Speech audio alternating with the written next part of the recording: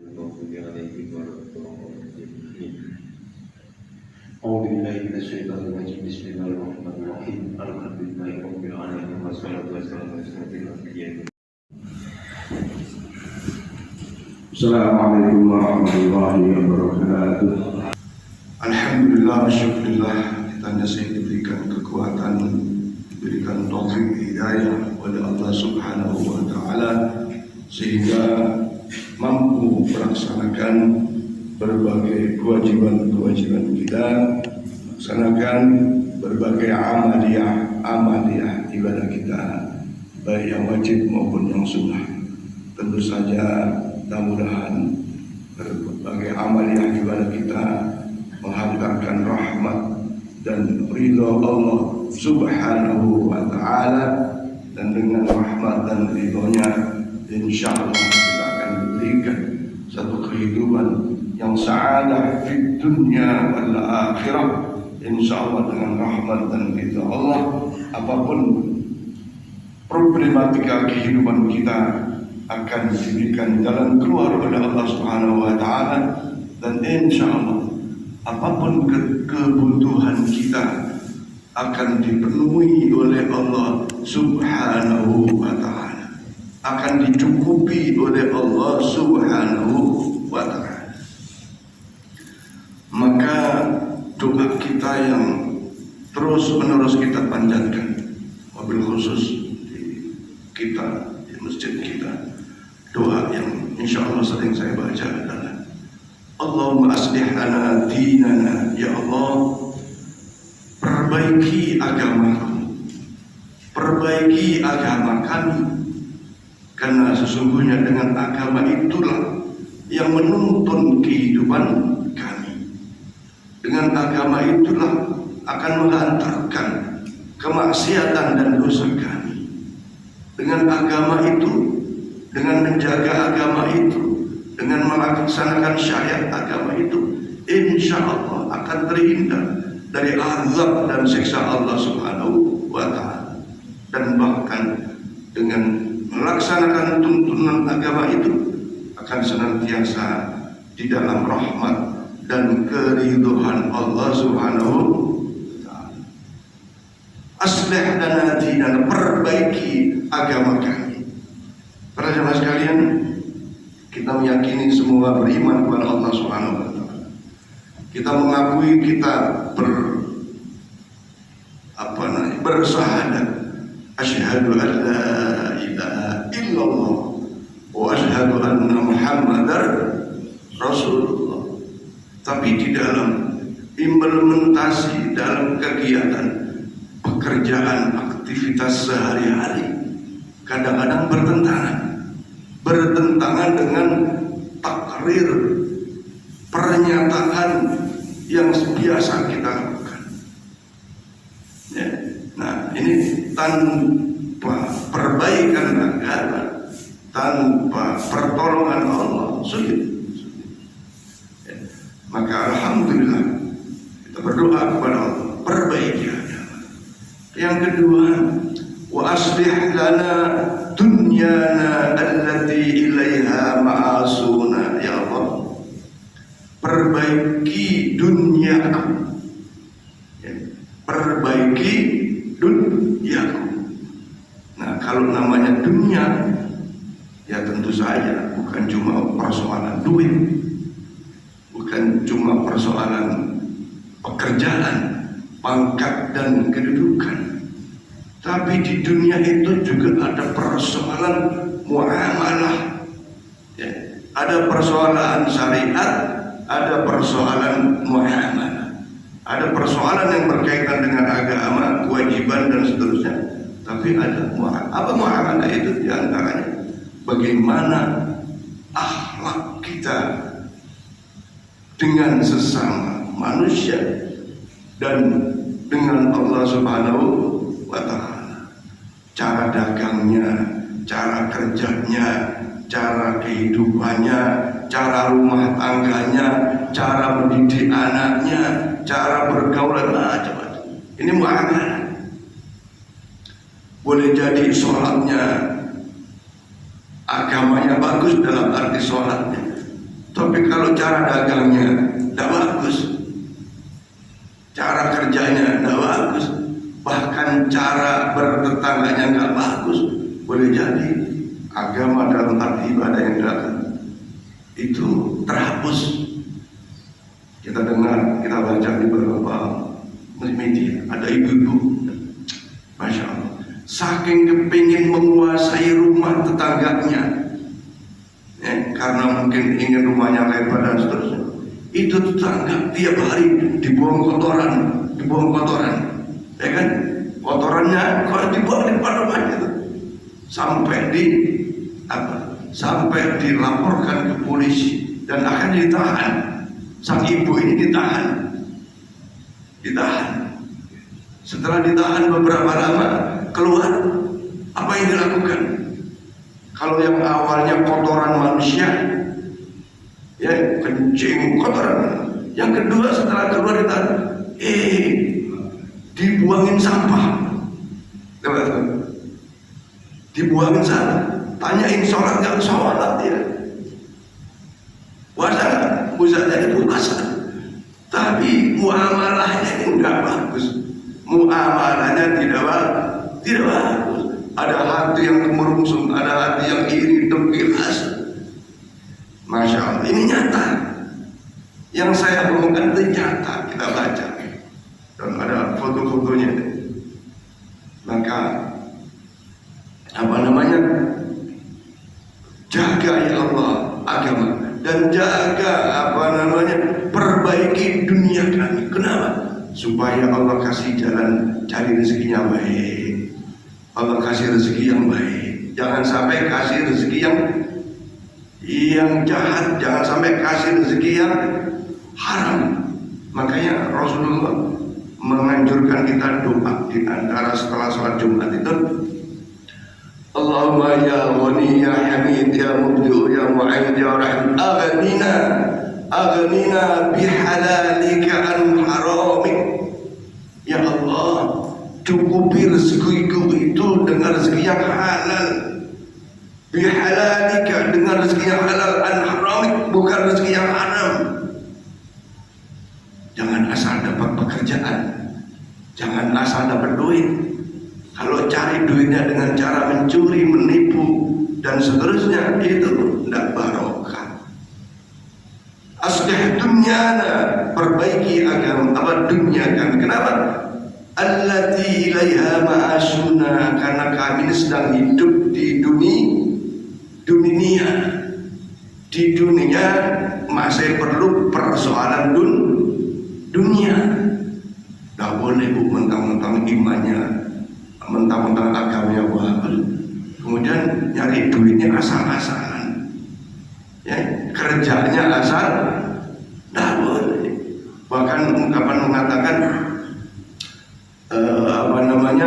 i'mal li dunyaka ka'annaka ta'ishu abada. Cari duniamu seakan kamu hidup selama-lamanya. Apa maknanya? Supaya punya duit banyak, sehingga kalau punya duit ada persiapan dunia, enak. Mau ini bisa, mau itu bisa, mau sakit punya duit berobat bisa. Tapi wa'amal li akhiratika, dan kalaulah sedang ibadah, ka'annaka tamutu ghadan, seakan-akan besok akan mati, sehingga ibadahnya khusyuk. Ya, kemarin malam saya sampaikan kelemahan kita ini kan pada tataran keyakinan.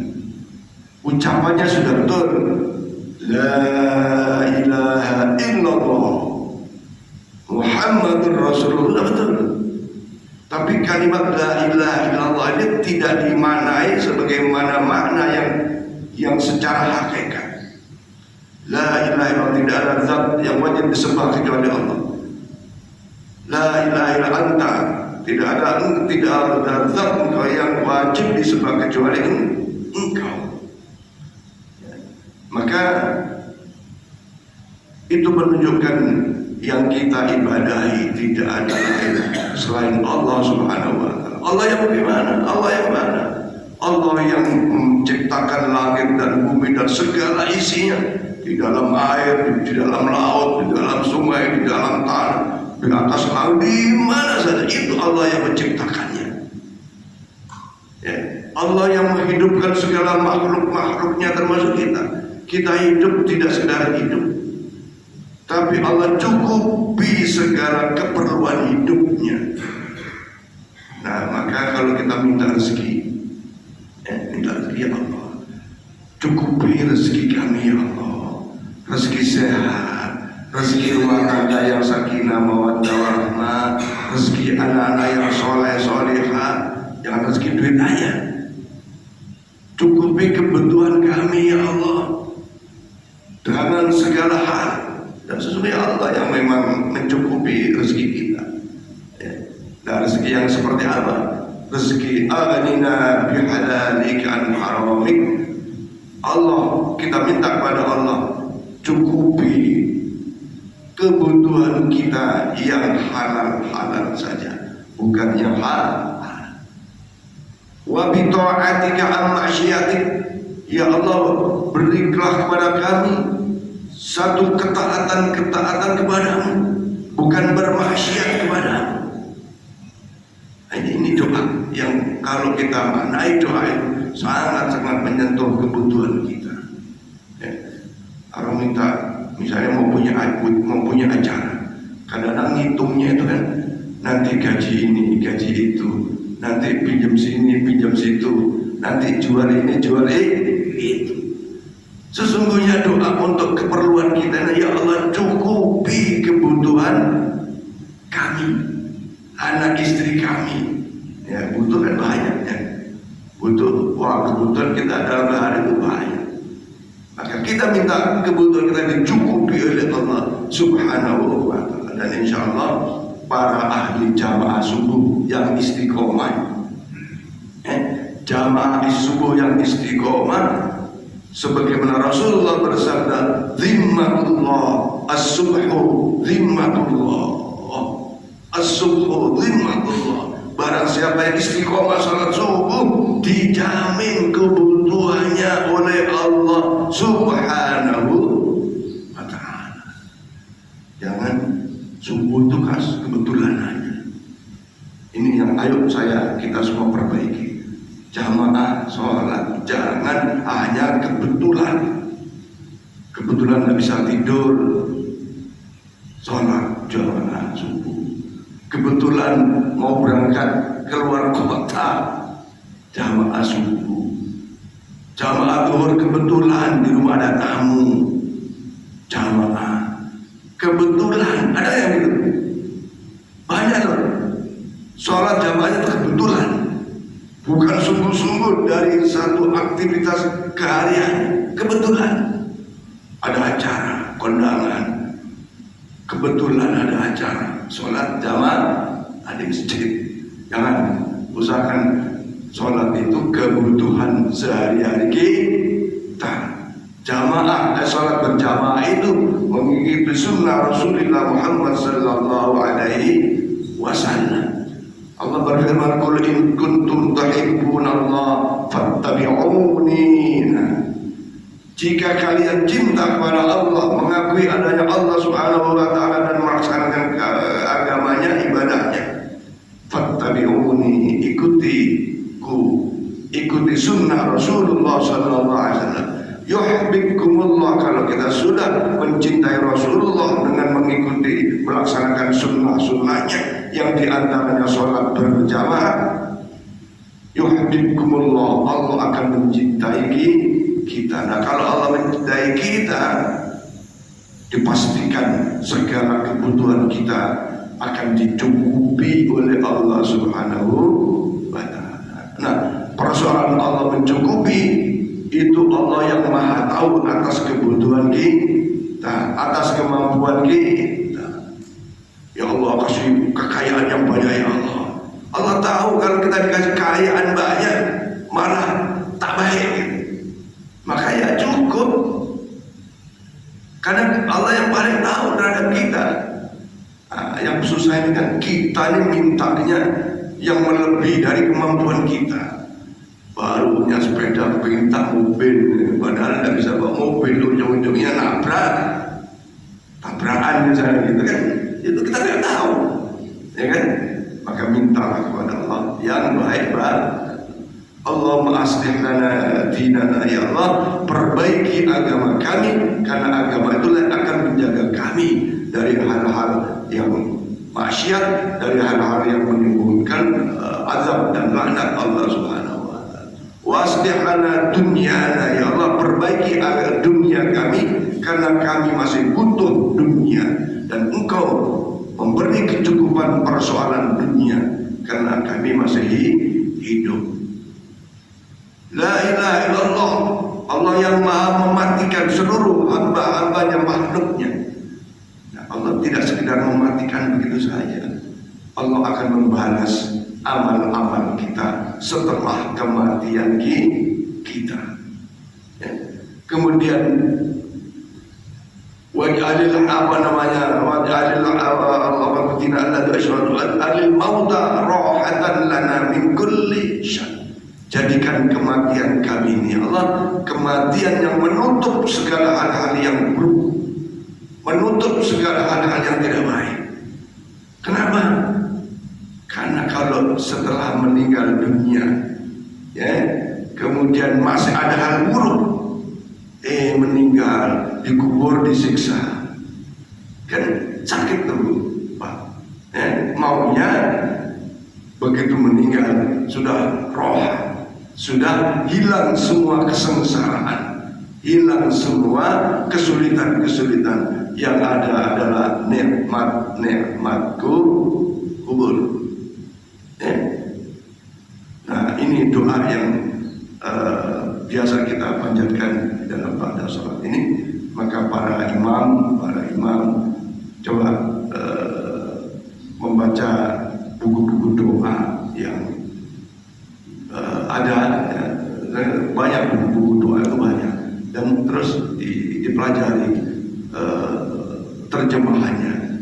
Syukur-syukur dimaknai hakikat daripada doa-doa itu, sehingga lebih memantapkan kita. Kalau doa kita mantap, tembus kepada jamaahnya, tembus kepada ya makmumnya. Jangan tidak hanya secara lisan, tapi tentu saja dimulai dari lisan dulu, baru nanti tembus ke dalam batinnya jamaah. Insyaallah doa-doa kita dijawab oleh Allah Subhanahu wa ta'ala.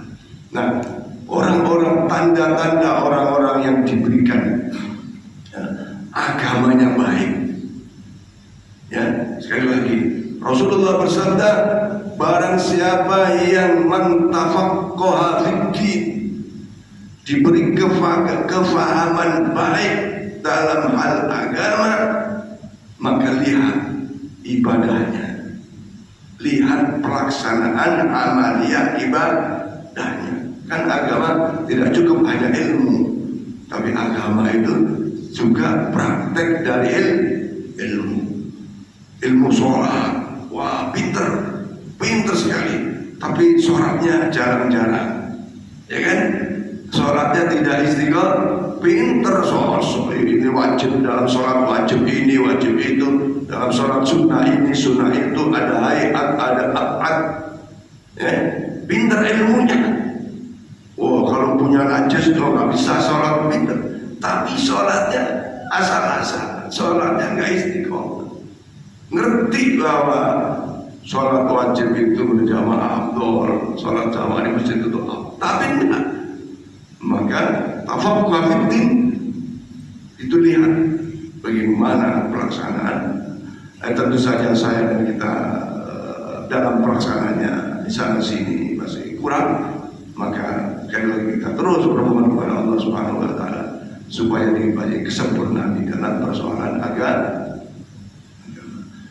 Hadirin hadirat sekalian, mudah-mudahan pengingat yang saya sampaikan di dalam persoalan agama ini, mudah-mudahan Allah beri kekuatan lahir dan batin sehingga istiqomah.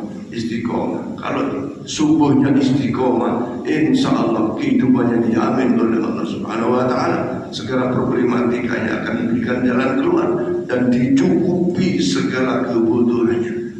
Mudah-mudahan sampai akhir hayat kita bisa istiqomah dalam melaksanakan amalan ibadah kepada Allah Subhanahu wa taala, dan Allah terus memenuhi, mencukupi segala kebutuhan kita dalam kehidupan di alam dunia.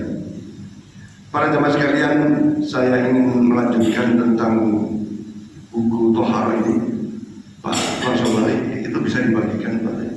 Bapak-bapak, ibu yang mau buku ini, ada sekitar 35 buku yang kita adakan dari Al-Bahjah. Kemudian ada waktu luang, ibu-ibu bisa baca, dan bapak-bapak juga. Kemudian boleh jadi nanti diberikan kepada anaknya, dibaca bareng-bareng sama keluarga, sehingga menambah ilmu di dalam pengamalan agama. Cukup nggak itu Bapak? Atau yang mau silakan ambil gitu. Ini hanya 34 nih. Cukup ya? Cukup, nah, cukup Bapak bagian. Saya lanjutkan bab yang keempat tentang najis. Ya, tentang najis. Ini ringkas begini. Ya. Najis itu adalah sesuatu yang haram dimakan.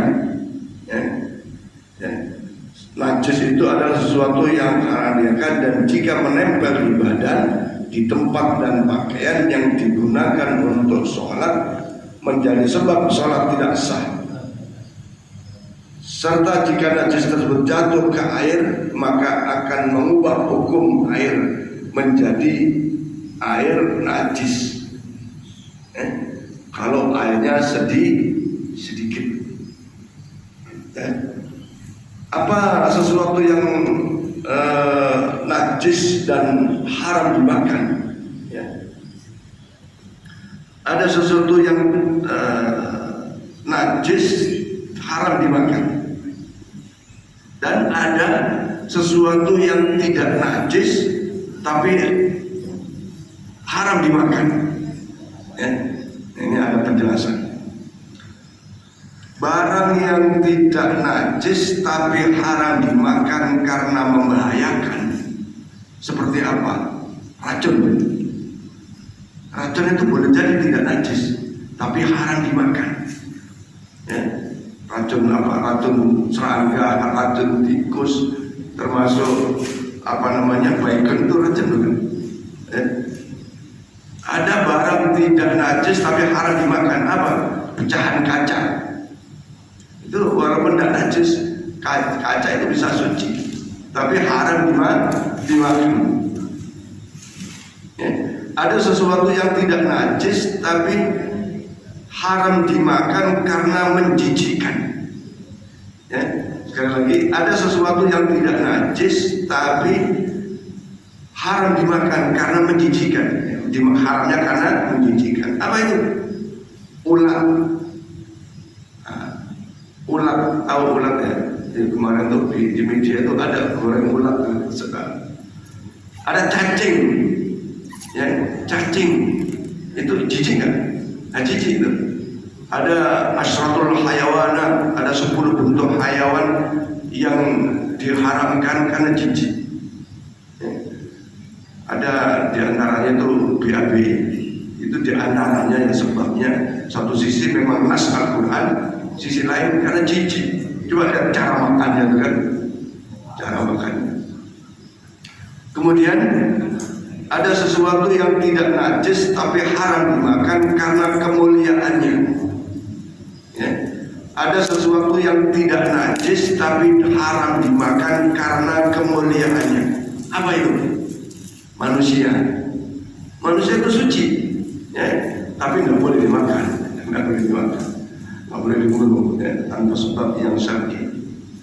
Kemudian ada sesuatu yang najis tetapi tidak haram dimakan. Saya tadi ya, seperti ulat yang berada dalam beras. Kalau ibu masak nasi, tahu-tahu sudah kemasan ada ulatnya. Nah, ulat itu kan yang tak berdarah, belalang. Belalang itu tak najis, tapi juga boleh dimakan. Ya. kemarin itu ada satu fatwa dari Bahsul Masail Nahdlatul Ulama, ada produk yang terbuat dari Al-Karim. Al-Karim itu E120 itu ternyata pembuatannya dari ulat yang berdarah. Ulatnya itu warnanya merah. Itu dihukumi oleh Majelis oleh Nahdlatul Ulama dalam Bahsul Masail di Jawa Timur itu haram. Termasuk disebut produknya Yakutnya yang ada unsur karimnya E120. Tapi Yakul yang di Indonesia tidak ada unsur itu, dibantah oleh pabrik itu sehingga Yakul itu halal. Padahal kita sering makan Yakul itu untuk penjagaan kita. Ya. Nah, jadi ada sesuatu najis tapi sesuatu yang najis tapi tidak diharamkan seperti ulat yang berada di dalam beras yang sudah dipisah. Ulat yang dipisah? Kalau kutu gimana tuh kutu? Ya itu sesuatu yang boleh jadi menjijikan. Jadi kalau ibu nyuci beras ya kutu yang hitam itu jadi bisa. Kemudian ada sesuatu yang najis haram dimakan tetapi boleh dimakan dalam keadaan darurat. Nah, dalam keadaan darurat, ya bangkai dalam keadaan darurat terpaksa kalau nggak ada makan itu terus mati ya boleh dimakannya. Keadaannya darurat. Darurat itu ya apa ya? Pokoknya kalau nggak makan mati lah kira-kira gitu. Ya. Disitulah agama Islam itu begitu fleksibel. Ya, ada yang haram bisa halal karena dalam keadaan darurat. Yang dilarang itu adalah mengharamkan yang sudah dihalalkan oleh Allah dan menghalalkan yang sudah menghalalkan yang sudah mengharamkan yang sudah dihalalkan oleh Allah Subhanahu wa ta'ala. Kemudian barang najis yang kedua apa? Muntah. Ya, muntah. Kenapa muntah itu najis? Ya, ternyata di dalam perut kita ini banyak benda najis. Ya, kalau ibu ke belakang buang kotoran, najis tidak kotorannya? Najis. Dari mana kotoran ada dalam perut? Kencing, najis nggak kencing? Najis.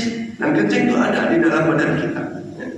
Jadi muntahan itu karena keluar dari dalam perut dan semua keluar dari dalam perut adalah najis, sehingga apabila seorang muntah maka haram baginya menelan ludahnya sebelum berkumur, kecuali darurat dan ada air tidak bisa kumur. Kalau ibu bapak muntah karena yang dimuntahkan itu barang najis dan pasti masih menggenang di dalam rongga mulut, sebaiknya habis muntah kumur untuk menghilangkan barang najis yang ada di dalam rongga mulut kita. Termasuk liur kita tuh pas saat tidur. Kalau baju ibu bapak tidur ngiler, itu jangan pakai sholat karena kecapean habis sholat blok dengan mukena-mukenanya. Ada begitu? Ada tuh. Nah, kalau mukenanya kena, apalagi tidurnya miring kanan, tidur itu sebaiknya diawali dengan miring ke kanan dulu.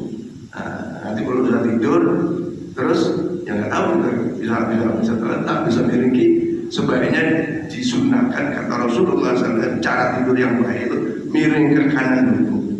Ya tentu saja kalau bagian anggota tubuh kanan nggak sakit, kalau ada luka ada apa ya kan mastato sesuai kemampuan. Kemudian tadi muntah itu bahan benda atau barang muntahannya itu adalah bagaimana kalau muntah kena baju terus dipakai sholat, ya tidak sah sholatnya, karena yang tadi dimaksud najis itu najis pada barangnya, najis pada tempatnya, najis pada badannya, najis pada pakaiannya, itu tidak sah sholatnya, karena sholat harus suci dari hadas besar dan hadas kecil, karena masuk dari najis. Di mana tempat yang harus suci, tempat sholat kita? Satu, tempat pijakannya. Pada saat berdiri, telapak kita harus di tempat yang suci. Kalau di tengah-tengahnya ada yang najis, ada kotoran cecak, ya tidak apa-apa. Tidak apa-apa. Yang kedua, pada saat penempatan telapak kita, ini yang kita tapak ini harus suci. Ya, telapak, lutut, jidat ini harus suci. Kalau sebelah sini ada kotoran, tidak apa-apa. Nah, yang penting tempat sholat kita itu suci. Bukan berarti misalnya ruangan 2 meter harus suci semua, belum tentu. Yang dipastikan sah sholatnya dari tempat itu kalau pijakan kaki suci, pijakan tangan suci, lutut suci, pijakan tempat suci. Itu sudah memenuhi sahnya daripada sholat dari unsur najis. Nah, kemudian benda najis adalah darah, ya, baik darah segar maupun darah busuk atau nanah dari manusia maupun binatang, kecuali hati dan limpah dari binatang yang halal dimakan yang disembelih secara syar'i. Ya. Nah, jadi bagaimana dengan darah yang dibekukan? Nah, kan dulu orang kampung saya dulu namanya dadar. Itu habis potongan sapi atau kambing, ayam dikumpulin, dikerasin, dijual. Ada nggak di sini, Bu? Ya, itu haram, ya, haram, nggak boleh. Kecuali darah yang menempel di binatang yang kita. Nah, limpah itu hati, ada darah kan? Hati boleh. Tapi kalau darah yang muncul dari potongan sembelihan kita diendapkan terus dimakan, itu haram. Ada nggak? Udah pernah belum? Kalau udah pernah ya sudah istighfar saja. Jangan mau dimuntahin bisa. Beda dengan Sayyidina Abu Bakar yang dimakan haram diupayakan diutahkan. Yo, kita udah jadi apa? Sekarang masih ada nggak tuh, Bu, di pasar-pasar, Bu? Saya dulu pernah ada tuh di pasar Kemudian sana, dijual, haram ya, Bu, ya. Yang boleh hati boleh, limpah boleh, ya. Kemudian barang najis itu diantaranya yang lain adalah bangkai, ya, bangkai. Ya. Ada penjelasan sedikit, ya, bagian tubuh yang dipotong dari binatang seperti ekornya, telinganya, termasuk bangkai. Maksudnya gini, ibu punya ayam cuma dipotong kakinya, tidak mati, potong kakinya, terus kakinya ibu sok cekernya, haram tuh. Ya kalau mau halal dipotong secara syar'i dengan Rasulullah, baru cekernya boleh. Kalau cuma dipotong cekernya toh, apalagi cuma sebelah, jadi ayam larinya jika-jika itu haram, termasuk bangkai. Ibu punya kambing, karena yang satu kambing telinga satu kirinya tuh sakit, dipotong telinganya sebelah. Habis itu ibu goreng telinganya, haram. Ya, kalau mau potong secara sempurna baru menjadi halal. Ya. Itulah bagian daripada bangkai yang dimaksud di dalam kitab ini. Ya. Nah, para jamaah sekalian, ada 4 tadi, ya, sesuatu yang bagian dari najis tadi. Nanti ada beberapa penjelasan tentang macam-macamnya najis, ya. Banyak, ya, macam-macam najis. Saya kira waktu suruh sudah tinggal berapa menit lagi, tinggal 5 menit.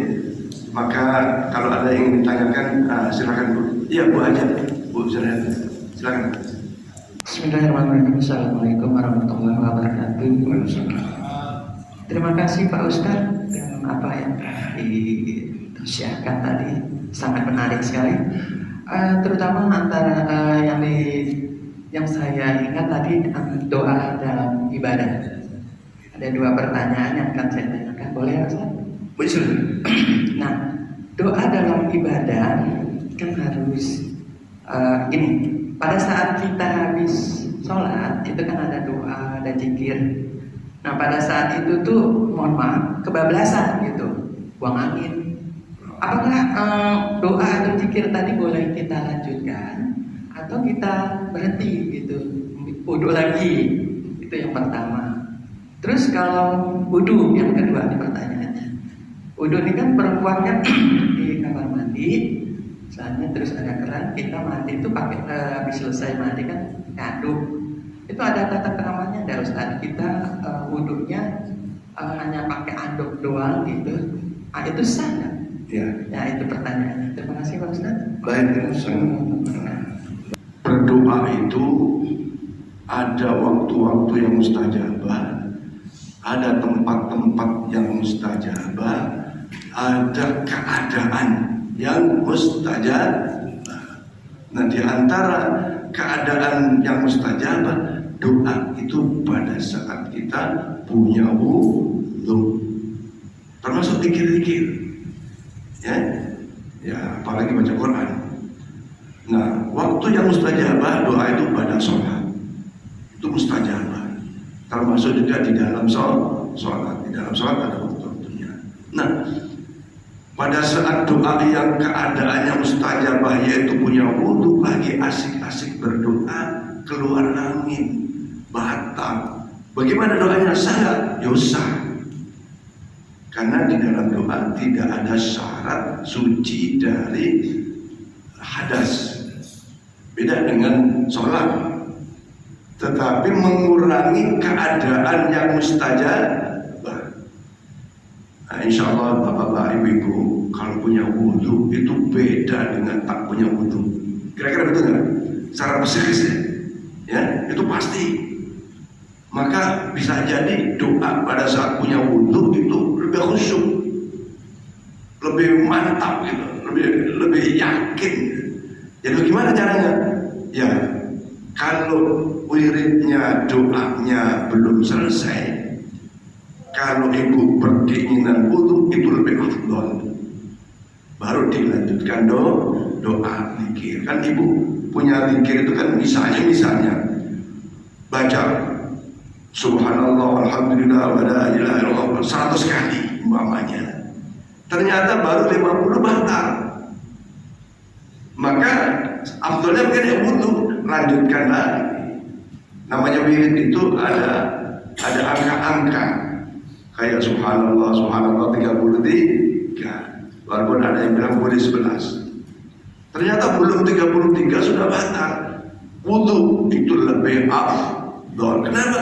Kita sedang menyebut asma Allah subhanahu wa ta'ala, maka akan lebih afdal kalau kita suci dari hadas.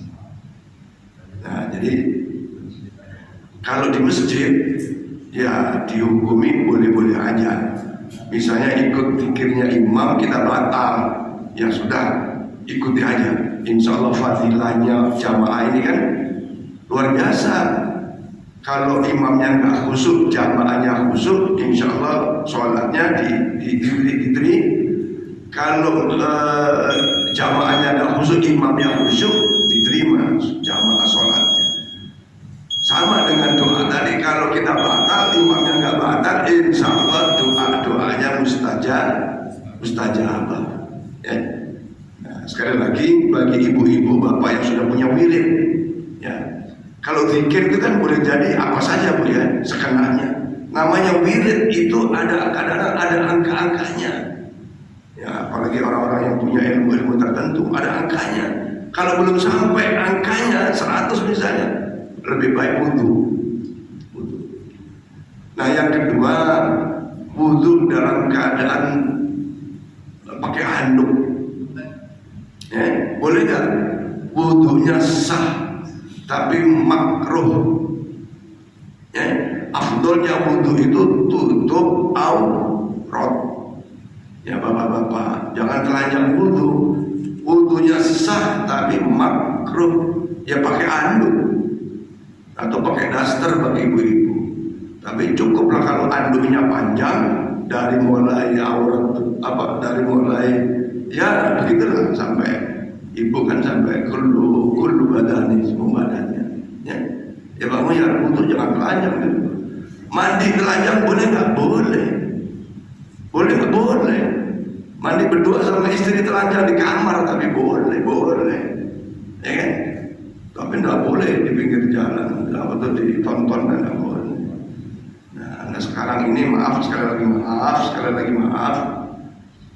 Ibadah kita itu belum banyak, dosa kita mungkin masih ada.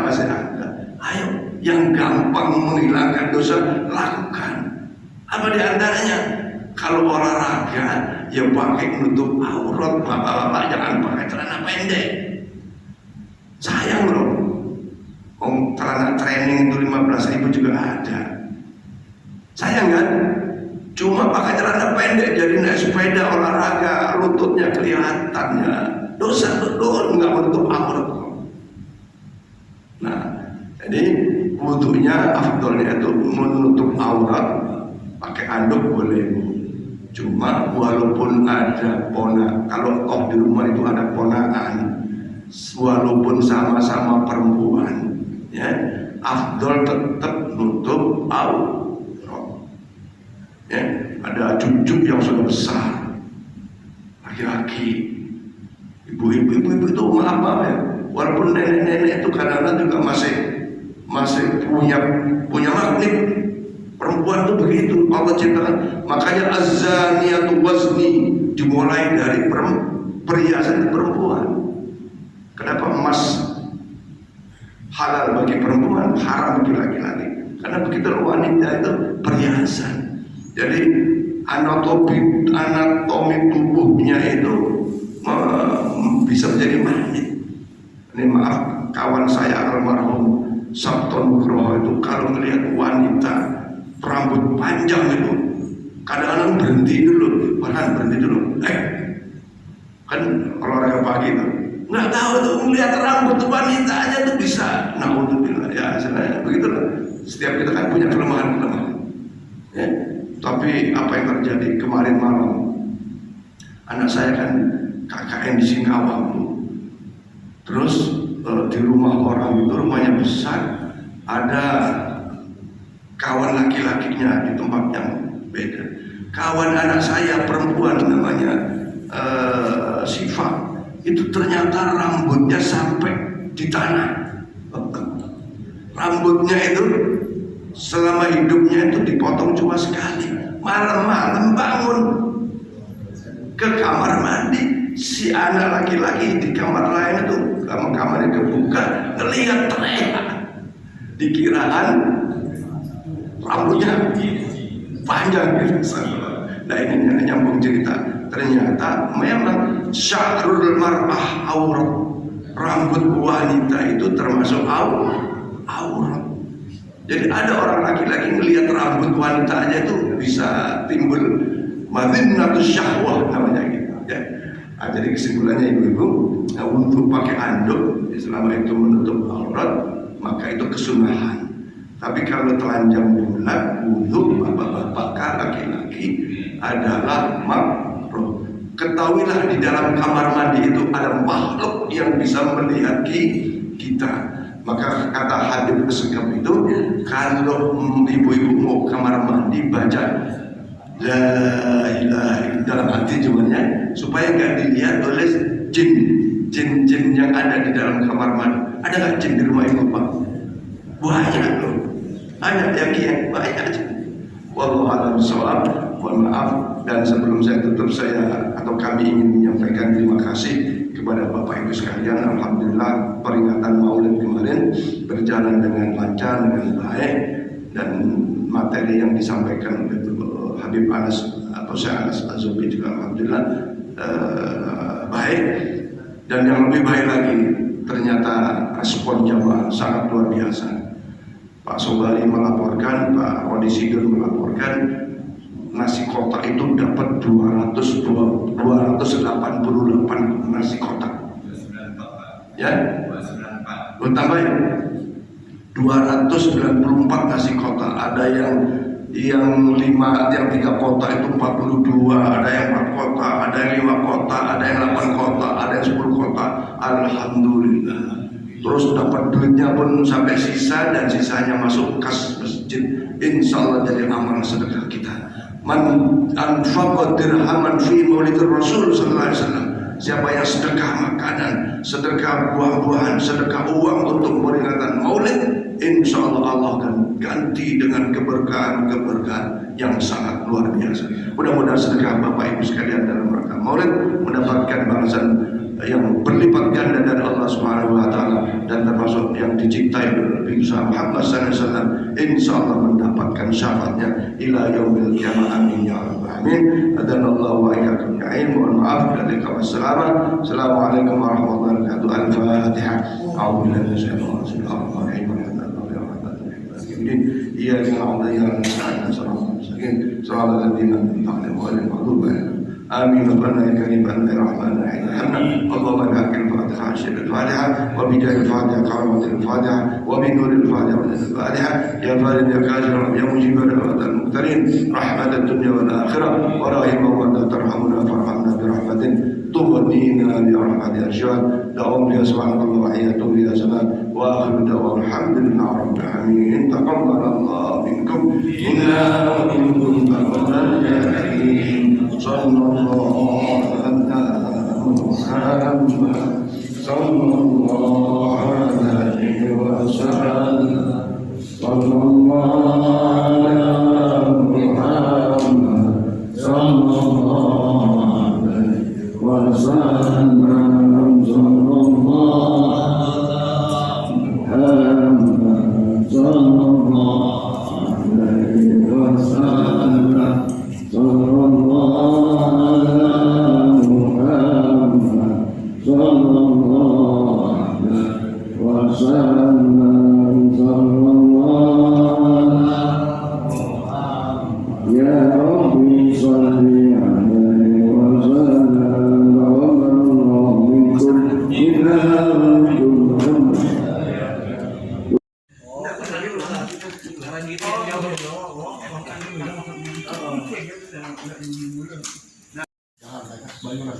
Dia tuh.